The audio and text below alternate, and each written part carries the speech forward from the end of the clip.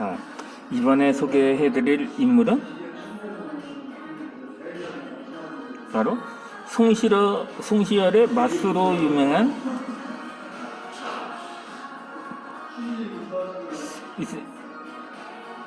윤슈에 대해서 소개를 해드리고자 합니다.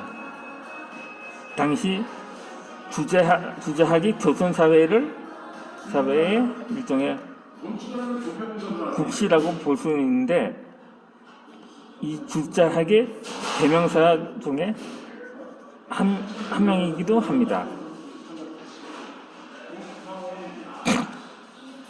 자, 그렇다면 이 윤수가 한성부 우윤에 임명이 돼 숙종 제2년도에 임명이 되는데, 이날 이 숙종실록에는 윤수 외에는 이옥과 남택천이 각각 헌납과 장량으로 임명된 사실도 기록이 되어 있습니다. 이 줄 중에 인문평이 함께 실린 것은 운수뿐이었습니다. 그에 대한 사관의 평가는 다음과 같이 시작이 됩니다.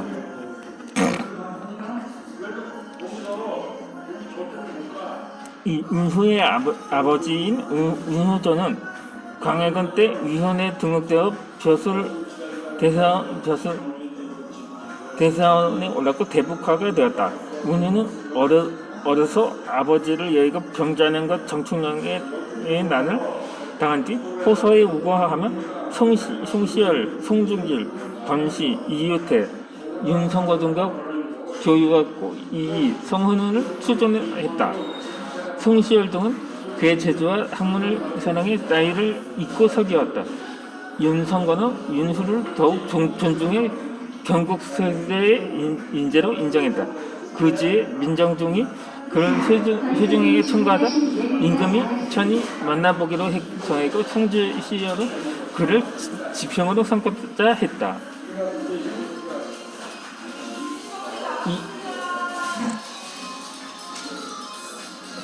이 윤수의 아버지 윤호전이 거짓 공문으로 대사원이 되었다는 기록을 제외하면 윤수에 대한 평가의 첫머리는 전반적으로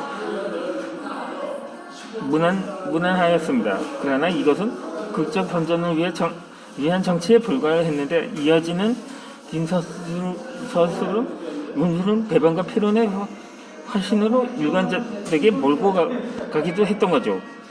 그렇게 이 숙종실록에는 윤수를 삼은 난적으로 지목한 송시열과 노론의 입장이 반영됐기 때문이었습니다. 그런데 이 뒤집어보면 이것은 그만큼 윤수가 송시열을 강력한 맞서였다는 사실을 반증하는 것이기도 합니다. 윤후의 아버지인 윤후전이 북인 정권의 실세였던 것은 사실이었습니다. 그는 광해군 5년차에 임해군을 제거하는 데 공을 세워 익사공신에 책봉되었고 대사원을 지냈습니다. 그러나 그는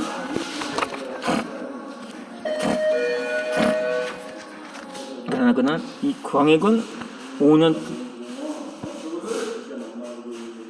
대사원 재직 중에 인복 대비의 서공 입회를 반대하다가 이참과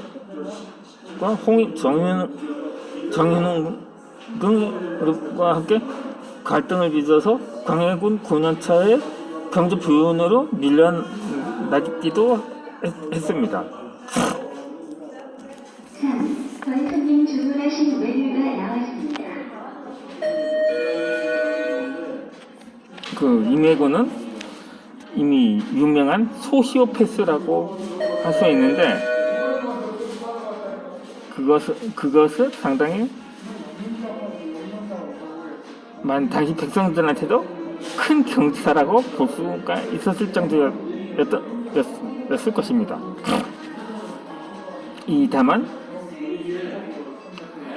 비록 이 계비이긴 하지만 당신의 그러니까 같은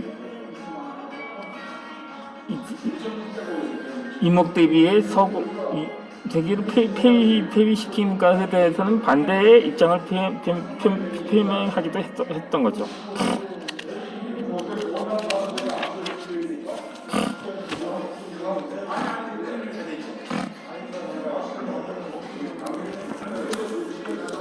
그렇게 그 후에 윤효전이 경주에 부임한 것이 같은 해 2월이었는데, 그렇게 윤효는 그해 10월에 그곳 가나에서 태어나게 됩니다. 그러나 윤효는 평생 아버지의 사랑과 가르침을 제대로 받지 못하고 자랐다고 합니다. 그가 3살 때엔 아버지가 임진에서 별세했기 때문이었죠. 대신에 윤효에게 극진한 사랑을 베푼 사람은 외부자 부인 김덕민이었습니다. 이 김덕민은 외손자를 데리고 달구경을 하면서 시를 짓게 한 적이 있었습니다. 그러자 윤효는 해와 달을 임금과 신하에게 비유할 수 있냐고 묻고는 그렇다는 대답을 듣자마자 즉석에도 담갈 같을 시를 짓게 됩니다. 그때 그가 10살 때 지은 시입니다. 달이 동산 위에 떠오르니 온 나라가 같은 색일세. 자고로 명군과 양신이 만나면 환한 빛 마땅히 이와 같으리. 그렇게 윤효는 어린 나이에 시도 잘 지었지만 학문적으로도 무척 조숙했다고 합니다.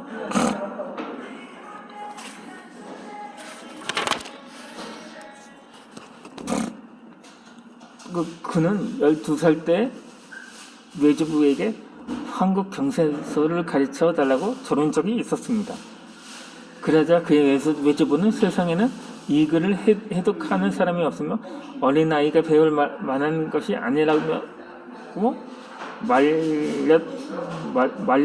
말리게 됩니다. 이 당시 북송의 성리학자인 소뭉이 지은 한국 경세서는 성리학 우주론의 진수로 꼽히는 매우 난해한 책이었기 때문이었던 거죠. 그렇지만 이 윤효는 포기하지 않았습니다. 남몰래 한국 경세서를 읽고서 그렇게 열흘 뒤에는 모르는 부분을 외조부에게 다시 물었는데,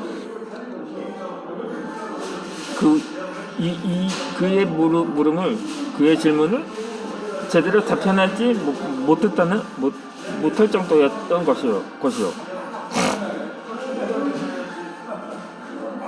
그렇다면 자신이 그 뜻을 풀이할 수 있어야 한다고도 판단을 할 수는 있을 것입니다.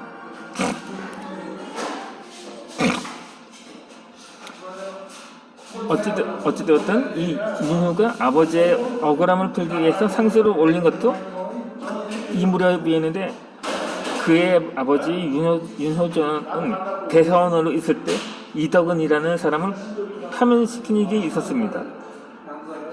그 뒤에 인조반적으로 정권이 바뀌자 이덕은이 상소를 올려서 죽은 이효전의 생시간직을 삭탈을 했습니다. 이유는 인모광우의 이 선조의 계비였죠. 계비의 예인황후는 선조의 정비의 예인황후의 저주 사건에 대해서 윤효전이 대사원으로 사태를 공정하게 처리하지 않았다는 이유였습니다. 당시 어린 윤효는 아버지가 죽고 가석에 기울자 음해를 먹게 된 것이라고 믿었던 거죠. 그래서 그는 아버지의 억울함을 풀기 위해서 죽음을 무릅쓰고 상소를 올리게 됩니다. 이 상소의 핵심은 사건 당시 다른 대신들도 참여를 했는데 벌을 받은 것은 자신의 아비뿐이라는 것입니다. 이 벌을 두려면 모두에게 똑같이 주어야 한다는 당돌한 주장도 이어지게 됐는데 결국 운후의 상소로 윤호전의 관직이 회복된 것은 그의 나이 16살 때인 인조 7년 때였습니다. 그러니까 1620년대의 마지막 해였던 거죠. 아무쪼록 윤후는 20살 때 생애 2번 상소문을 쓰게 됩니다. 인조 14년 차, 그러니까 병자호란이 일어나던 해에, 그러니까 구원의 유지에 따라 작성한 만원소였던 거죠.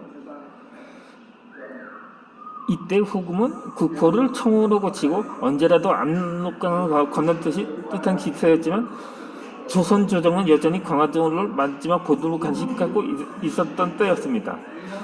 이 전문 호란 때의 경우는 전혀 되새기지 못했던 것이었죠.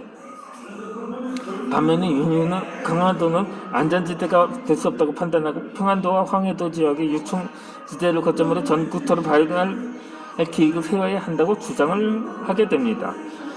그러나 이 상소는 결국 올리지 못하게 됩니다. 윤후의 어머니께서 어린 나이에 학문을 하는 방도는 말을 삼가는 데 있으니 국가의 중대서를 함부로 논하지 말라고 타일렀기 때문이기도 합니다.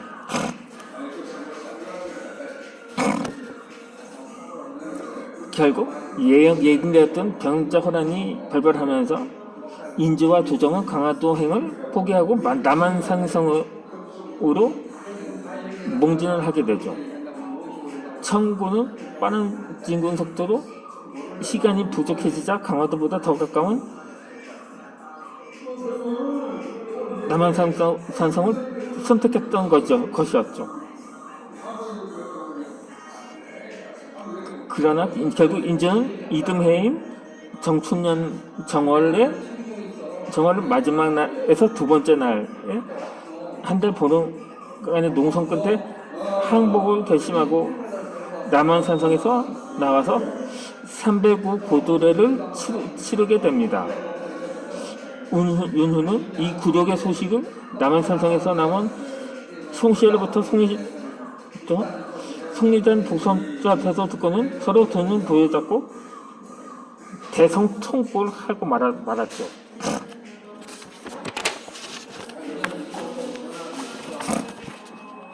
이때부터 윤후는 과거에 응하지 않기로 결심하고 독서에 열중하는 시간을 보내게 됩니다. 이후 윤후는 독서기의 서문에서 학자의 공부 방법을 이렇게 정리를 합니다. 이어지는 설명은 이어서 올려드리도록 하겠습니다.